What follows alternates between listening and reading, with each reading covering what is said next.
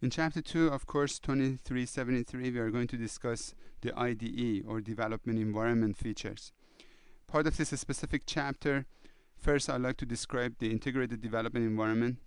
Of course, we have to spend lots of time, but just because of the way that the course is outlined, we are just going to talk about some of the features of it, and then of course throughout the rest of the course we are going to discuss the rest of the features, part of the IDE. We have some demonstration in regard to creating our own VB.NET project for the first time, and then we talk about how to use some of the features of development environment by the time we are going to enhance our applications in there. Debugging is important part of any development environment. Of course, we have some talk regarding debugging in VB.NET, and at the end, after we finish debugging our application, it's time to go and compile our VB.NET into a either release or debug flavor of compiler. So first, let's discuss integrated development environment. We have one single IDE for the entire .NET project. It's not like in the past that you had to have one IDE for Visual Basic, one IDE for C++, one IDE for Visual IntelliDev, for example. Now we have one single IDE for all available languages.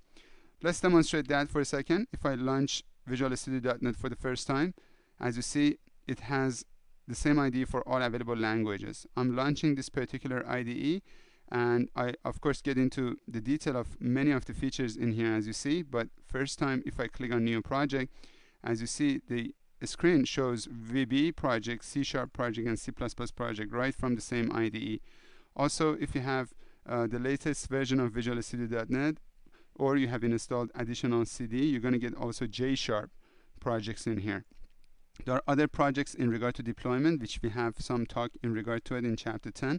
We are going to talk about how to create our own setup project. There are some other available projects that are not necessarily programming projects, such as database projects. Perhaps you want to create your own add-in utility that gets added into the Visual Studio.NET, and perhaps you are having some issues regarding the performance. By the time you are going to take on a project, you want to find out exactly how much time do you spend on each module. Analyzer actually helps you in regard to understand the glitches within your application and also analyze an application. You get familiar with it in a visual effect. Also, you have enterprise template projects that allows you to create a distributed application in different languages, as you see. And finally, application center project, which gives you the capability in order to have like a fault tolerance environment, either in a web or window-based application. Not to mention, you could have a blank solution which consists of a variety of different templates in here. Of course, I'll get back to this later on. Just let's go back and continue with our presentation in here. So when we say there is one IDE for all .NET project, that's what we mean. We mean one single environment for all available languages. You could have a solution that can contain multiple programming languages. Your solution could be consisting of a component, for example, in VB.NET and a window-based application in C#. You could actually combine them together. This is a new feature that we had. The solution itself is the equivalent of a VB group project that we had in Visual Studio 6.0. Now you could actually combine more than one language. And also for C++ programmers, is very similar to the workspace that we used to have in Visual Studio 6.0. You could also customize through My Profile. And what do we mean by that? If I switch back here to development environment, as you see, the start page has a lot to talk about. Let me close the task list. We're going to get back to it later on. As you see, the start page is available in here, which gives you lots of information. If just in case you close that, you can always get it back from the help menu. You could go and say show a start page in here. And as you see, part of this particular environment, you have Get Started, which shows you all available lists of projects that you have done in the past. Then you have some samples. You can actually search the Microsoft Visual Studio developer website and find sample projects. You could click on What's New. If you have internet capabilities, internet accessibility on your machine, you can actually get a list of all available links that are available in here. You could actually get the newest version of Visual Studio.NET. The book is based on 2002, but of course 2003 has a little bit more advanced and enhanced feature. You could take advantage of that later on. You could check for service packs right from here. You could basically click on the partners, find some of the partners that Microsoft introduced in here. Of course, there are more partners than you see. It's just a matter of the deal that these partners had with Microsoft. They have their links in here. As far as the training, you can find training. You could find different books. You could take a look at some of the tips and hints that are available. Online communities are available, like news groups. Code Project is a very good website. It gives you lots of sample links that you could take advantage of. You have some user groups you could take advantage of. You could actually connect to experts link, get some consulting from them. You have the catalog in regard to the components that are available. Some of the latest news, you could click on a headline and find what's going on as far as the articles and so forth. You could actually search online. That allows you to search the MSDN. As you see, you have the internet embedded within Visual Studio.NET. You don't have to go anywhere else. As far as the downloads, you have a link for all available downloads in here, free downloads versus trial downloads. You could perhaps check them, and if you like them, you could purchase them. This is the subscriber download for MSDN library. All you need to do, log in and take advantage of Microsoft downloads. This section shows you XML web services, obviously, that allows you to go and search the available web services on the internet. If you recall part of the previous demonstration, I talked about the weather web service. You could actually search for the weather web service, for example, and take advantage of someone else's component that has already been exposed throughout web services and take advantage of that specific web service in your application. Time comes, I talk about web services, we actually elaborate on this a little bit more. As far as the web hosting, that's basically a sales link that allows you to link your web solution perhaps to some other companies that are available. Perhaps if you don't have your own data center, or you would like to take advantage of the data center capabilities, you could take advantage of it. But the whole idea of this demo was My Profile. My Profile in here allows you to customize the environment the way you're most familiar with. By default, you get the Visual Studio Developer profile, which, as you see, is exposed right in here. You could take advantage of the previous developer environment. If you were a VB programmer, VB6 programmer, you could click on VB Developer profile, and automatically it changes the style to those of Visual Basic 6.0 developer environment. So just wait for a second. Let's see how this particular developer environment changes. As you see, the toolbox, clipboard, and so forth. You could always go back in here and change the developer. For example, for C++ developer, if I click on the C++ developer, it actually changes the entire Solution Explorer and so forth and gives it the style of a C++ environment. You could customize it the way you want it, but for the demonstration purposes from now on, we just are going to focus on Visual Studio Developer, which is a newer environment. At the bottom, you have the dynamic help. You have basically this new feature that allows you to go through lots of different nice topics in regard to the help, but you don't have to search for it. Dynamic help follows you. For example, by the time I'm going to create my own brand new project, you could notice that the help content will change as I click on every single element. So you see a nice feature in there. As far as the environment, as you see, I have the Solution Explorer and Class View, which are at the moment empty because I don't have any solution. And of course, by the time comes, I'll demonstrate a little bit more. So let's focus back on the IDE. When I say it's customizable through My Profile, you realize what do I mean by that. You could also customize it further down and combine a variety of different styles together. Also, it has a built-in internet browser. As you realize, you could actually search the internet and take advantage of available topics that are hosted over the internet via other companies. Now, in order to create a Visual Basic .NET projects, we have to choose a basic template. In order to do that, first let's go back in here and take advantage of the platform IDE environment and take a look at all available projects that are in here. I'd like to talk about this a little bit more. Windows application provide some sort of a standard exe project that you can run on Windows environment. This is the equivalent of Visual Basic exe template. Then you have class library. The class library itself allows you to create components. This is very equivalent to DLL projects, ActiveX DLL in VB 6.0. You have Windows control library, which allows you to create your own custom controls. This is equivalent to ActiveX DLLs that allow you to create custom controls in VB6. A smart device applications is available for PDA and Windows CE environment that you can create applications for smartphones, smart devices, embedded devices, and so forth. You have ASP.NET Web Application. Basically, this is a replacement for Visual InterDev. Allows you to create web application right from the same IDE using Visual Basic .NET code. Of course, we have some talk regarding to this in one of our chapters in here.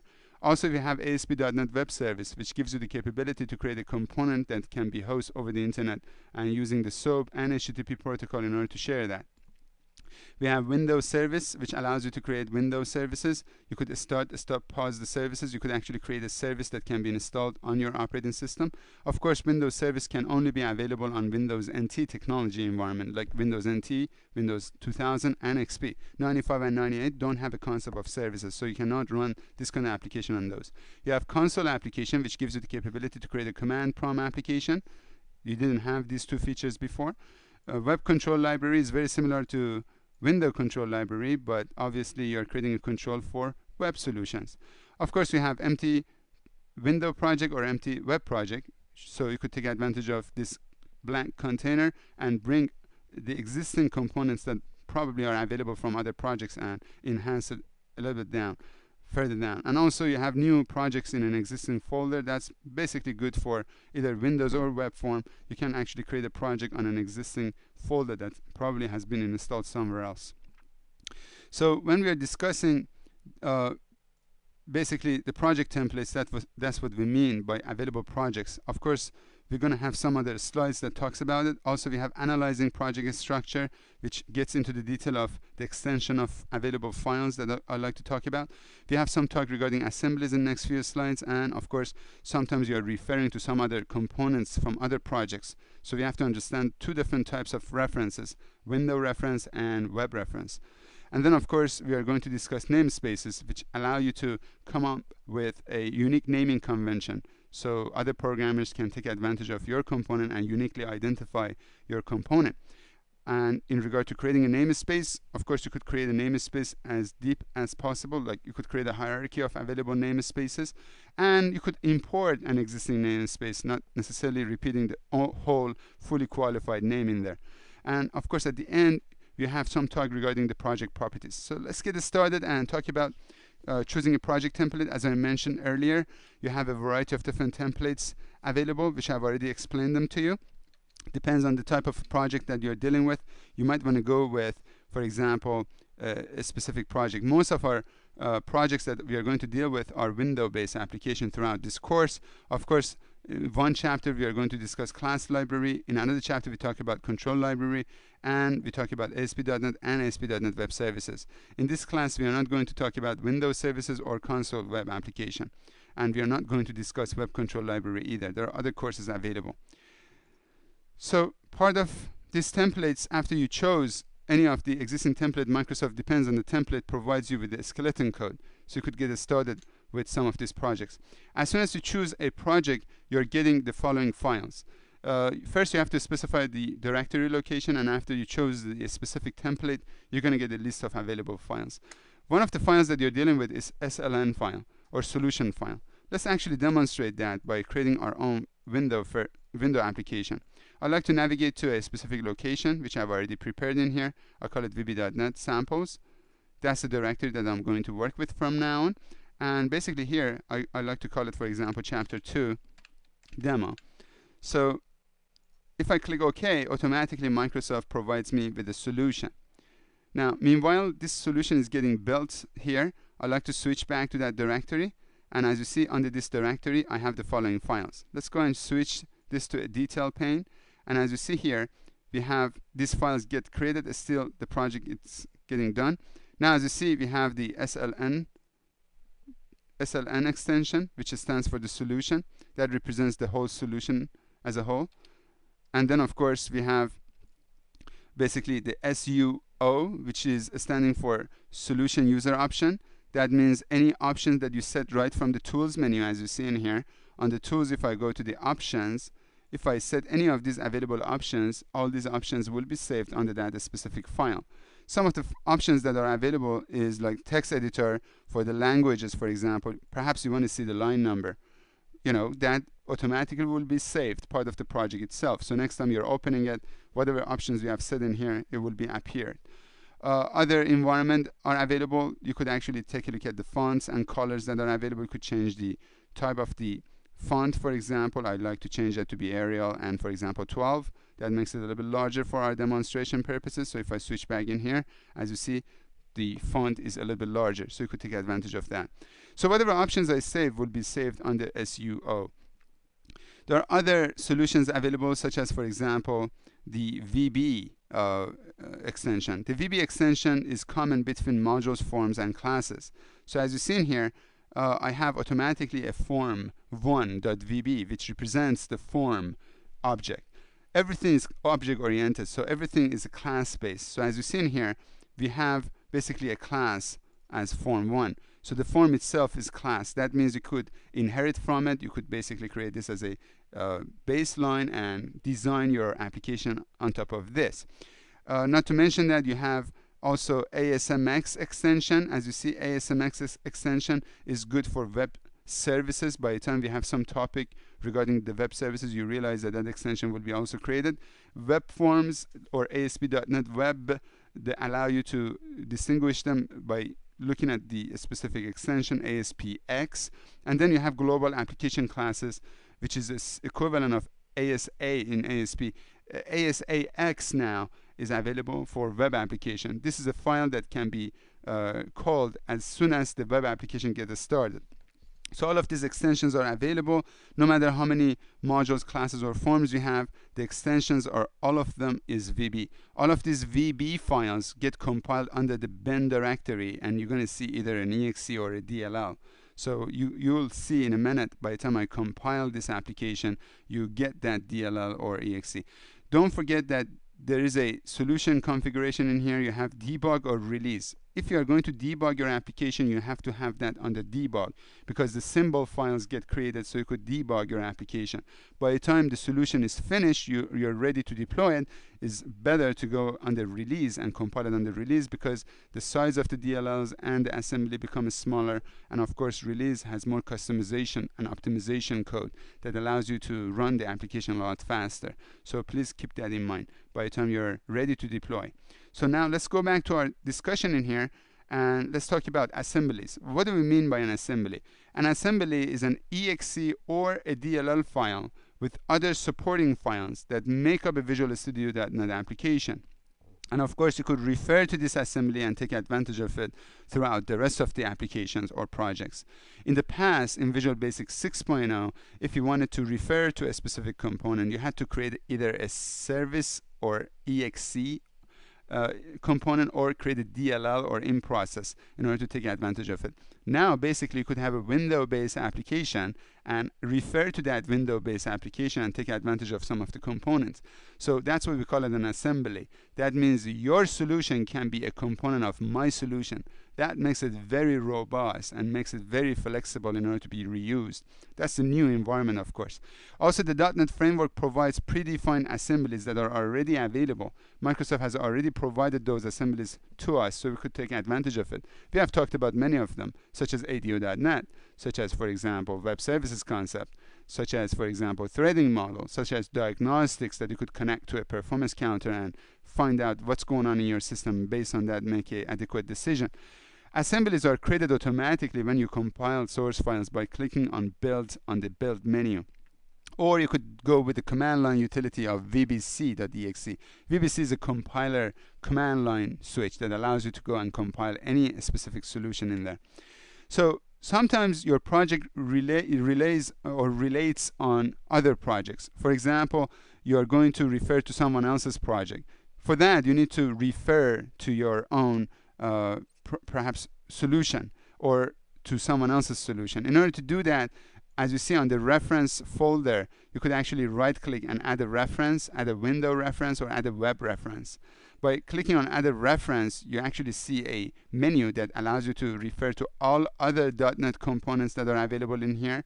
Or you could click on older applications such as COM-based application and take a look at all available COM-based applications, or ActiveX controls perhaps, or existing projects part of the same solution. You could refer to them. So these references allow you to basically come up with some sort of a link between your application and someone else's application and take advantage of the existing code that they already have in there. So in order to make sure that you're referring to a specific component, name is important. So in order to come up with a unique name convention, we have to go with namespaces. So what are namespaces? They organize objects defined in an assembly and they group logically related objects together. Namespaces create fully qualified names for objects, and they prevent ambiguity and they prevent naming conflicts in classes. So imagine by the time you're designing your own component, you might want to name your component, which is mathematical formulas, perhaps called math. Perhaps I come up with my own math class as well. So how would you distinguish between your class and my class if you are going to use both of them? Somehow you have to identify and distinguish the difference between the two. So we are using namespaces. So in order to create a namespace, all you need to do is specify a namespace, and then of course just go ahead and finish that up using the end namespace syntax. The root namespace defines an assembly project. So as you see in here, if I switch back to my project and right click and go to the properties of it, as you see the assembly name is chapter 2.demo that I've chosen, and by default the root namespace is the same as the project name. You could change that if you will. You could change the namespace and have it to be a different name from the application itself. Of course, there are available namespaces that we have already imported, so we could take advantage of all the classes and basically objects below these namespaces, and as you see, these are the references that we have already referred to. Now, if you know that you're going to use a specific namespace over and over again among multiple modules, it's not a bad idea to import it part of your project rather than just importing it on every single module that you're adding. So that's the location for it. Also, you have the reference path. You could actually specify a folder, not to keep searching for it. If you have this path, basically you put it part of the path, and then you just have to specify the name. That shortens the search criteria for the references. So as you see here, in order to design your own namespace, in this scenario, you have basically a namespace. This is a keyword that you specify, and the name of your namespace is to be top. So that would be fully qualified as myassembly.top. So if just in case the name of your assembly is myassembly, then the namespace will be referred to as the name of the project dot the name of the namespace. And then below this namespace, perhaps you're going to define your own class, and they call it inside. So basically the name, fully qualified name for this class would be myassembly.top.inside. That's the way you're referring to this specific class. Now as you see, within the namespace you could create a separate namespace or nested namespaces in here, and of course you call it inside top. So the way you're referring to that would be myassembly.top.inside top, and of course any class below that would be following the same naming convention. So by going through this kind of namespace in technology, you actually make sure that the name will be uniquely identified throughout the rest of the project. Now, as I mentioned earlier, you could import a namespace in order to take advantage of some of the classes within that namespace. By the time you are declaring a variable, you have to actually specify the fully qualified name if you have not imported the namespace. In this example, if you recall, we had the inside class under inside top. So let's go back in here. We had the inside class under inside top of the namespace, which was part of top, which was part of my assembly. So as you see, in order to get into this class, you have to actually go through the whole route. Now, in order to do that, you have to specify the project, the top namespace, and then inside top namespace, and then inside class. So you're creating an instance of this specific class. This is a good idea of finding out exactly what class you're referring to, so that would be great for maintenance and troubleshooting later on. However, it would be overwhelming for programming to keep referring to these long namespaces. So in order not to keep repeating this section over and over again, myassembly.top.inside.top, you can actually use the imports keyword, and using the imports keyword, you're importing this part of your own class. And all you need to do just is specify the class under this specific namespace. So just take into the consideration that sometimes the name of the class might be the same for a variety of different namespaces. It's not a bad idea to go with fully qualified name for that one.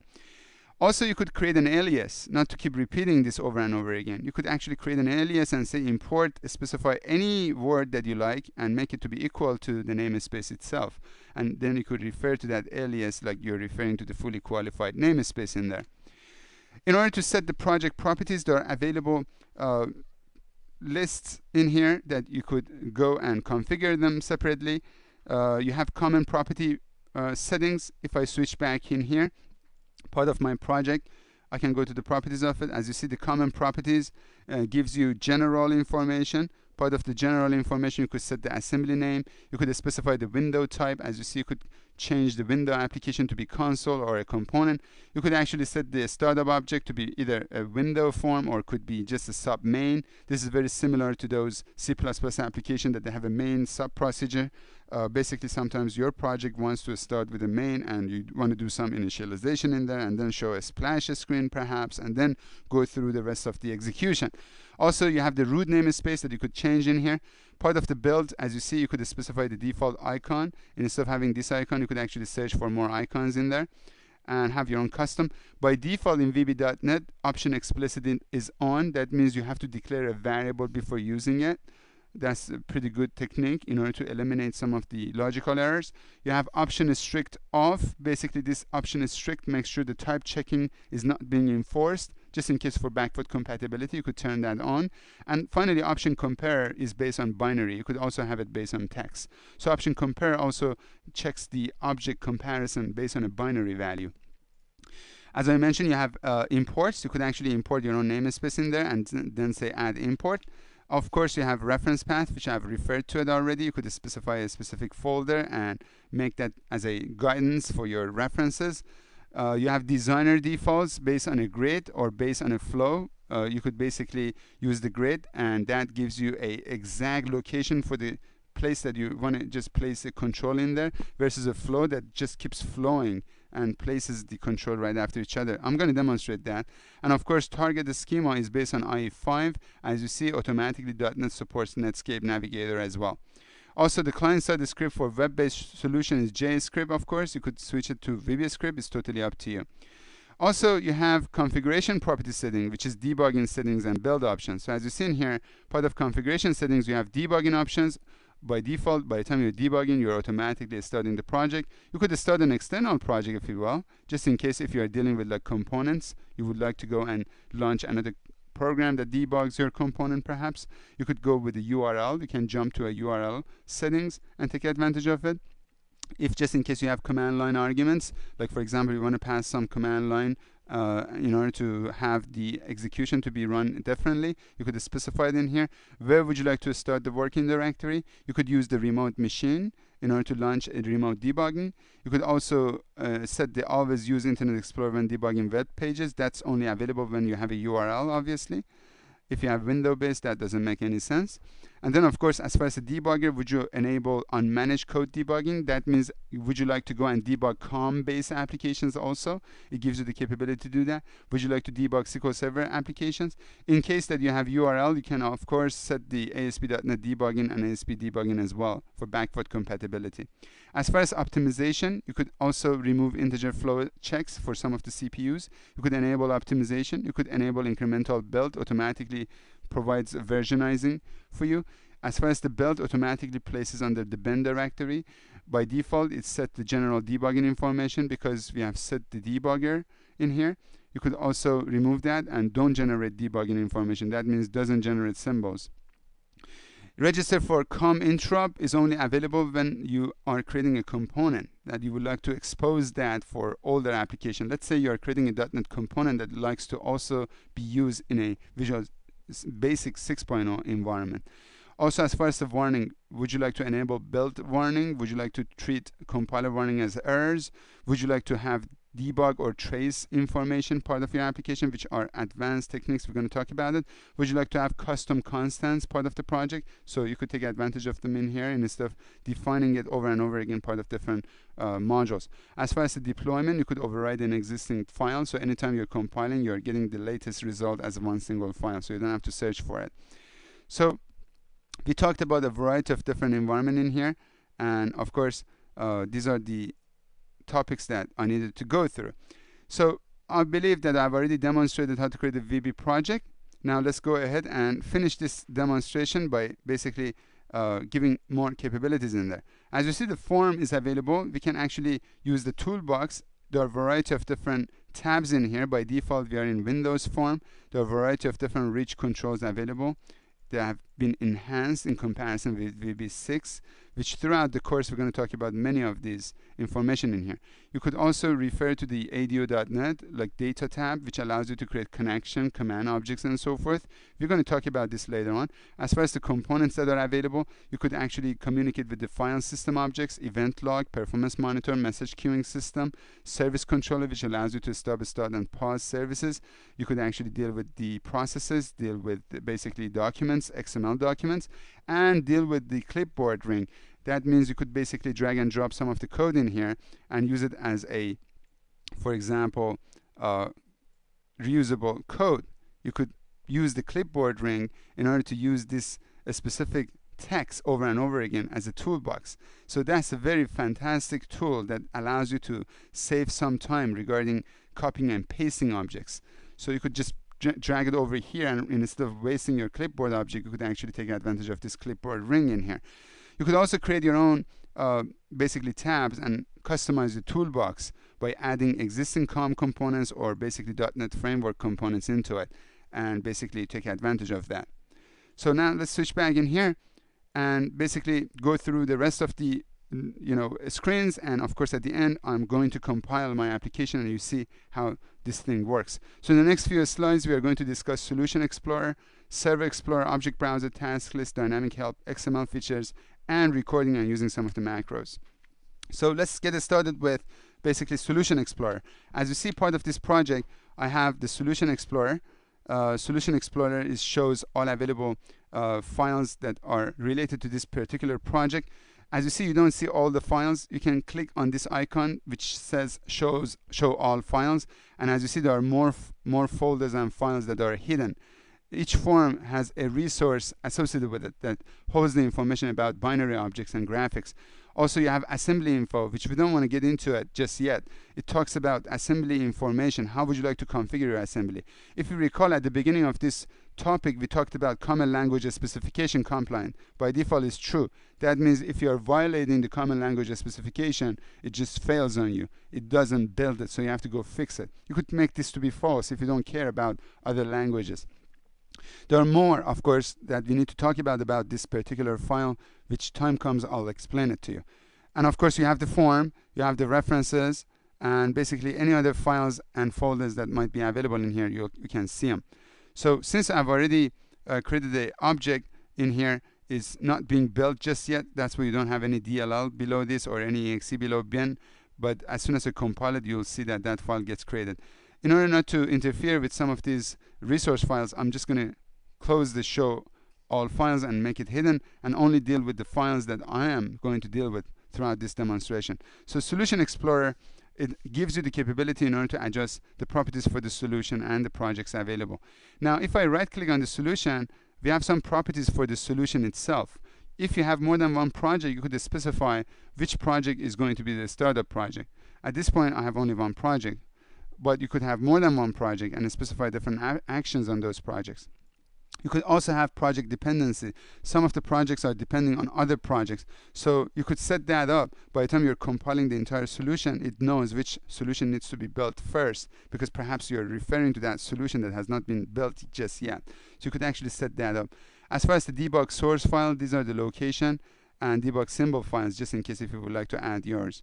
As far as the configuration, as you see, we have one project based on .NET Platform is available, and we are going to build that and set the debug feature for it. If you have more than one project, you have already built some of them, you can actually remove the build options for it, so you save some time just focusing on the build on that specific solution. Not to mention that you can right click on the solution, build the solution, rebuild the solution, go to the configuration manager, which only shows that screen to you. Also, you can go and add more projects. As you see, you could add C#, C++, or VB project, part of this solution itself. So let's go back in here. We talked about show all files mode. We talked about multiple projects having drag and drop editing capabilities, having context menu capabilities that you can actually take advantage of it. Context menu means that you could use the context menu, right click on something and take advantage of the features of it. Now let's switch back in here and go through the Server Explorer. Server Explorer is giving you the capability in order to manage data connection, view and manage servers, and you have the drag and drop capabilities. As you see in here, the Server Explorer is right in here, automatically shows the data connection using OLE technology, or using SQL Server technologies. You could actually connect to a SQL Server environment and drag drop the data that you want and basically take advantage of that. You could also take advantage of available environment in here, like create a new database diagram, create a new table right on your SQL Server environment, create a view perhaps, maybe drag and drop some of these elements onto your form and take advantage of it. So basically, using the chapter 10 or chapter 9, perhaps we're talking about ADO.NET, I show you how to take advantage of drag and drop capabilities in here, and that gives you the capability in order to create a connection right on the fly. As you see, I just did that, and you don't have to write even one single line of code. I'm just going to get rid of it at the moment because we are not going to discuss those details. Also, you could take advantage of servers. You could start and pause a particular service, as you see. Just in case if you have created your own service application, you could test it in here. You could take advantage of performance counters. You could actually read a specific counter in here, and based on that, make a specific decision in your application. That gives you lots of capabilities. Creating a robust application gives you the capability also to create a message queuing environment, gives you asynchronous and synchronous application model. It gives you the capability to write and read from the event log of the application. Also gives you the Crystal services, which allows you to create reports right from the Visual Basic.NET. So the Server Explorer is a fantastic tool which allows you to create a fantastic and powerful application using the existing features of the operating system. Also, you have the Object Browser. Object Browser has become a little bit more in depth in regard to controlling the naming hierarchy of perhaps your objects. As you see, in order to get the Object Browser, you can either use the other window on the view or press Ctrl-Alt-J accelerator key. So Object Browser is available. As you see, part of my project, I automatically have a namespace in there, and part of that I have a form which shows the relationship between form and .NET class libraries. Form 1 is inherited from form, as you see in here, and you can see that by going through the code, and it says that it has inherited from the form itself. You could go back to the Object Browser and you see form itself is inherited from a container control, which allows you to place other controls inside of it, which is a scrollable control, which is coming from a control.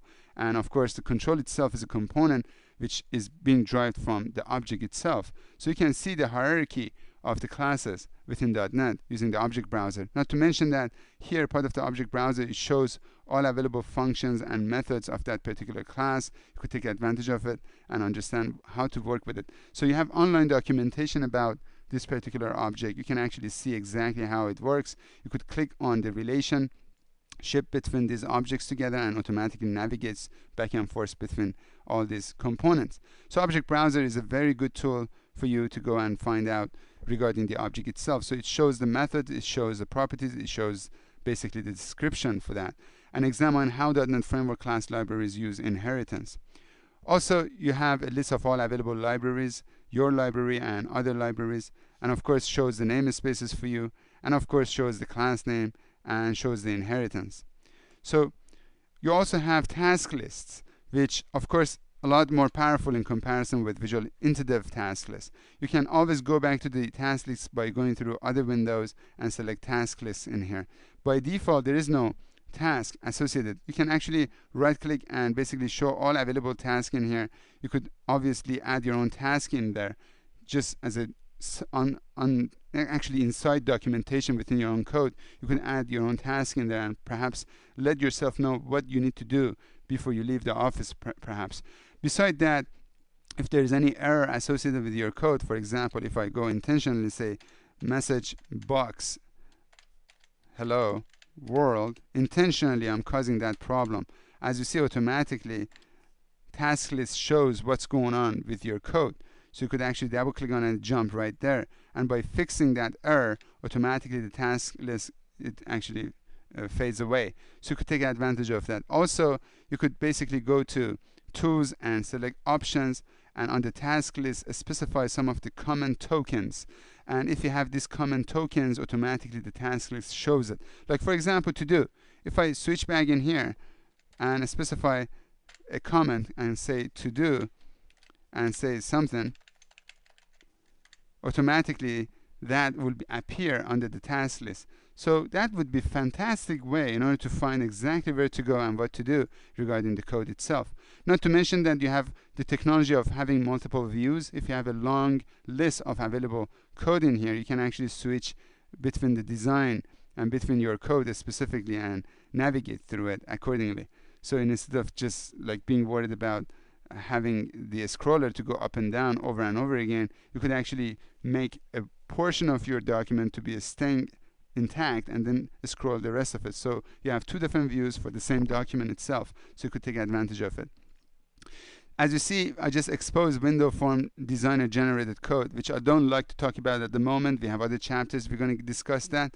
Is a little bit early for this. You could also go back in here and set your own tokens. For example, call it whatever you like. That would be your own commenting. Let's call it my name. So if I add this, basically if you have any other commenting in here, it will also appear, for example, in there. Like for example, hi there. So automatically that commenting will appear also. So you could customize the way you like to show the commenting in there and communicate specifically in an environment that you're doing like teamwork, like more than one developer communicate with each other via the code itself. So you could take advantage of it. You have the capability to show only the errors. It wouldn't show the commenting. You could show everything. You could show basically only the comments. You have the capability to manipulate the task environment. So task list is giving you lots of capability, not only to fix the errors, but also to communicate with yourself or with other developers at the same time. Not to mention, we talked about dynamic help, which gives you the capability in order to go and get more information in here. As you see, the dynamic help is available in here. If you don't have it, you could actually get it always from here. Control F1 gives you the dynamic help. As you see, I click on a message box. Automatically, the message box function appears in here. So you could click on it, take advantage of it. As you see, this is based on IE. You could actually add it to your favorite. And as you see here, by adding to a favorite, you could basically refer to it later on. By clicking on the favorite, it actually sees the radio station, message box function. You can come back in here as you see. This is the IE favorite actually. You could take advantage of it. If I switch back to my code, if I click on load, automatically dynamic help shows the sub information as you see. If I click on, for example, end, it actually shows the end. So dynamic help follows you instead of you search for a particular topic. That's a fantastic tool that we did not have before. Now, of course, based on this specific criteria, you could use the option dialog box to configure the dynamic help window if you want. You can switch back in here. And of course, part of the option itself, you have the dynamic help. You could actually specify what categories you would like to have. You could actually specify the criteria of the dynamic help. You could filter the help. Not to mention that here you have the index. You could filter the help if you are interested in only Visual Basic and related topic. It wouldn't show all available helps in regard to all available languages. So you could filter the help the way you want it. You could also search for a particular topic, part of the dynamic help, and take advantage of it as well. So also you have XML features, which gives you the capability in order to design an XML file. And instead of like being worried about the syntax of XML, you can actually graphically come in here and design your own XML. I just like to demonstrate that in a small little environment in here. Like if I go and create a new item, if I wanted to create an XML file, all I need to do is select XML file. And as you see, if I click open, automatically provides me with an XML environment. All I need to do now, switch back to the data. As you see, there is no specific item that I like to go and work with. You have to be familiar with XML. So let's go and provide the analogy in here. Like for example, say, I would like to talk about the students. So a student, for example, consists of some fields, for example, like first name and last name. As you see, automatically the end tag and a start tag gets appeared. So let's go and fill up this environment in here. Remember that XML is case sensitive, so you can't really violate that. And then of course, for example, let's go with the grade. Now here I've already created my student, and this is my main root key, and of course below that I have some environment in here. So as you see, I have first name, last name, grade. So a student automatically has become the root element. All I need to do now, go and fill up the environment. So if I go with my first name and last name, and for example grade, and then go with like John Doe as a second element. Remember that I only defined one single element in there. and for example A. Now if I switch back in here to the XML, automatically has created the second record for me. So creating the XML has become much easier in Visual Studio.net, so you could take advantage of it. Of course, you have the color coding, you have autocomplete feature, you have the capability to do the data view for manipulation of the data, and much more. Also, you have recording and using macro. Sometimes happens that you keep redoing the same thing over and over again, part of different projects. It's a cool idea to go and create a macro and actually run that macro. If you have done VBA or Visual Basic for application, concept of macro is no strange to you. You could actually go and take advantage of this technique and save the actions and reuse it later on. So for example, using the macro, you could basically save the repetitive task, and then by calling the macro you could execute that. Just for the sake of discussion, let's switch back in here, go to the Visual Studio.net, and for example, if I go to my form, and if I like to go and, for example, type in a particular format, like let's say the old style of doing the on error statement, on error go to something. Instead of that, I'd like to show you, jump ahead a little bit about exception handling and show you try catch block. Instead of doing this, I can actually go and start the macro. Let's go and take a look at other windows and choose, for example, Macro Explorer. As you see, the Macro Explorer has a list of all available macros. There are some sample macros that are available. I can actually go and create a new macro. And as you see, the new macro is created in here. And basically, this is my macro. I can just go ahead and type in my macro if I want to. Or basically, I can just use the macro techniques in order to just run it or edit it. Or basically, using the techniques, we can basically go and take advantage of the graphical tools in order to save our macros in there. And then by the time we are typing anything in here, the macro will be saved in there. So right now, if I wanted to basically edit the macro is available in here, and we can type in anything we want if you are familiar with the syntax of the macro. Otherwise, we can graphically choose the macro to be saved for us. So let's go and see on the tools, we have basically macros, and we can save the temporary macro in here, see how it's being done graphically. So right now it says no temporary macro in projects is available. If I go and select basically record temporary macro, we can actually specify that. As you see, the recorder is available right now. Let's go ahead and record one single macro. I just put the comment, like for example, to do this macro demos how to use macro, as that. And then of course show message box, this is a sample macro demo, and then that's it. And after I'm done, I can actually stop recording. So I've already created my temporary macro. Let's take a look at the code. You see automatically by double clicking on it, I ran the macro and it generated a specific topic for me. But part of the macro, as you see, uses the design time environment and uses a specific commands in order to create the macro for me. You don't have to learn this. Basically, you could use the graphical environment in order to create such a code and copy paste it and bring it over part of your own macro, perhaps, if you have any other macro. So the temporary macro got created, so you could take advantage of it.